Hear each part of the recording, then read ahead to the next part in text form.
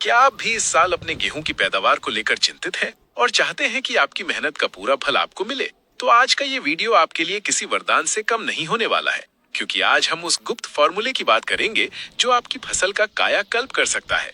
गेहूं की खेती में एक ऐसा समय आता है जब आपकी एक छोटी सी सावधानी या एक सही कदम ये तय करता है कि आपकी झोली अनाज से भरेगी या नहीं।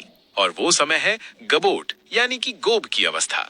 अगर इस समय आपने सही खाद और सही पोषण का चुनाव कर लिया, तो यकीन मानिए आपकी गेहूं की बालियां न केवल लंबी और मोटी होंगी, बल्कि दानों में ऐसी चमक और वजन होगा कि मंडी में आपकी फसल सबसे ऊंचे दाम पर बिकेगी।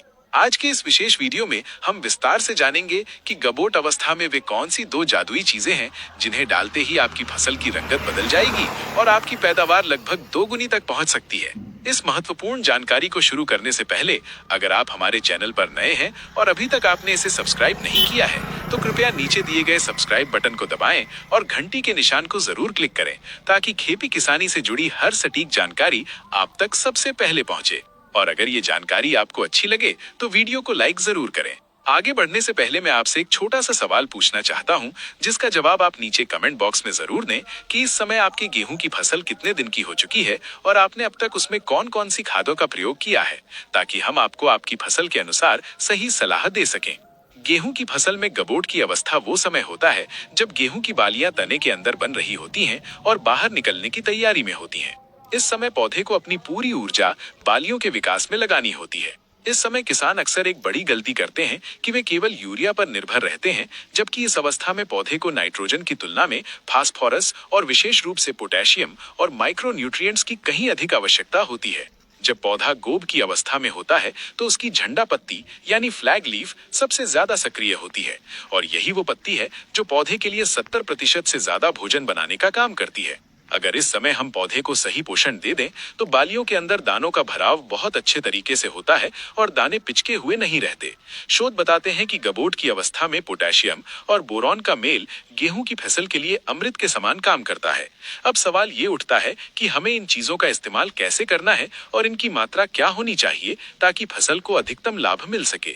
इस फॉर्मूले की पहली मुख्य चीज है NPK 05234, जिसे मोनो पोटेशियम फॉस्फेट भी कहा जाता है, जिसमें 52% फास्फोरस और 34% पोटेशियम पाया जाता है। फास्फोरस इस समय तने को मजबूती प्रदान करता है, ताकि जब भारी बालियां आए तो तेज हवा चलने पर भी आपकी फसल जमीन पर न गिरे। साथ ही ये बालियों की लंबाई बढ़ाने में भी सहायक होता है। वहीं पोटेशियम का काम पौधे के भीतर पोषक तत्वों के परिवहन को तेज करना होता है। ये पौधे की रोग प्रतिरोधक क्षमता को बढ़ाता है और दानों में चमक और वजन पैदा करता है। पोटेशियम की वजह से ही दाने सुडौल और मोटे बनते हैं, जिससे आपकी पैदावार में सीधा इजाफा होता है। जब आप NPK 05234 का छिड़काव करते हैं तो ये सीधे पत्तियों के जरिए पौधे के सिस्टम में पहुंच जाता है और बहुत जल्दी असर दिखाना शुरू कर देता है। इस समय यूरिया यानी नाइट्रोजन की मात्रा शून्य रखना इसलिए जरूरी है क्योंकि अधिक नाइट्रोजन से पौधा वानस्पतिक वृद्धि की ओर भागने लगता है और तना कमजोर होकर गिरने का डर बना रहता है। इस जादुई फॉर्मूले की दूसरी सबसे महत्वपूर्ण चीज है बोरॉन, जो कि 20% वाले पाउडर के रूप में बाजार में उपलब्ध है। बोरॉन एक ऐसा सूक्ष्म पोषक तत्व है जिसकी कमी के कारण अक्सर गेहूं की बालियों में दाने कम पड़ जाते हैं या बालियां ऊपर से खाली रह जाती हैं। बोरॉन का सबसे बड़ा काम परागण यानी पॉलिनेशन की प्रक्रिया को सफल बनाना है। ये पराग नलिका के निर्माण में मदद करता है, जिससे हर एक फूल से दाने का निर्माण सुनिश्चित होता है। अगर खेत में बोरॉन की कमी होगी तो परागण ठीक से नहीं हो पाएगा और आप देखेंगे कि बालियां तो लंबी हैं, लेकिन उनमें दाने नहीं भरे हैं। इसके अलावा बोरॉन कैल्शियम के अवशोषण में भी मदद करता है और पौधे की कोशिकाओं को मजबूती देता है, जिससे दाने फटने की समस्या नहीं आती। बोरॉन और NPK 05234 का मिश्रण जब एक साथ स्प्रे किया जाता है तो ये एक पावरफुल बूस्टर की तरह काम करता है, जो सीधे तौर पर गेहूं की पैदावार को 20 से 25% तक बढ़ा सकता है। अब बात करते हैं इसके सही इस्तेमाल और मात्रा की, जो कि सबसे महत्वपूर्ण हिस्सा है, क्योंकि गलत मात्रा फायदे की जगह नुकसान भी पहुंचा सकती है। 1 एकड़ गेहूं की फसल के लिए आपको 1 किलोग्राम NPK 05234 लेना है और इसके साथ आपको 100 ग्राम बोरॉन 20% वाला मिलाना है। इन दोनों चीजों को आपको लगभग 150 से 200 लीटर साफ पानी में अच्छे से घोल लेना चाहिए। ध्यान रहे कि पहले आप NPK को अलग बाल्टी में घोलें और बोरॉन को अलग। फिर स्प्रे टैंक में डालते समय इन्हें एक साथ मिलाएं। स्प्रे करते समय इस बात का विशेष ध्यान रखें कि आपके खेत में पर्याप्त नमी होनी चाहिए, क्योंकि बिना नमी के स्प्रे का पूरा लाभ पौधे को नहीं मिल पाता और कई बार पत्तियों पर तनाव भी आ सकता है। छिड़काव के लिए सुबह का समय सबसे उपयुक्त होता है, जब ओस सूख चुकी हो, या फिर आप शाम के समय भी स्प्रे कर सकते हैं। दोपहर की तेज धूप में स्प्रे करने से बचना चाहिए, क्योंकि इससे दवा का वाष्पीकरण जल्दी हो जाता है और पौधों को अवशोषण का पूरा समय नहीं मिल पाता। रिसर्च और वैज्ञानिक आधार पर देखा जाए तो गबोट की अवस्था में इन दोनों तत्वों का छिड़काव न केवल पैदावार बढ़ाता है, बल्कि फसल की गुणवत्ता को भी सुधारता है। पोटेशियम पौधे के स्टोमेटा को नियंत्रित करता है, जिससे पौधा सूखे के प्रति सहनशील बनता है।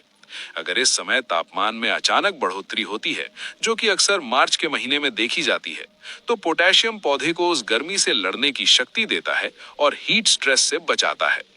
अक्सर किसान भाई शिकायत करते हैं कि गर्मी बढ़ने से दाना छोटा रह गया, लेकिन अगर आपने समय रहते इस फॉर्मूले का इस्तेमाल किया है, तो आपकी फसल गर्मी के प्रभाव को आसानी से झेल जाएगी और दाना पूरा पकेगा। इसके साथ ही दानों में मौजूद कार्बोहाइड्रेट और प्रोटीन के स्तर में भी सुधार होता है, जिससे अनाज की पौष्टिकता बढ़ती है। कई बार किसान पूछते हैं कि क्या इसके साथ हम किसी कीटनाशक या फफूंदनाशक को मिला सकते हैं?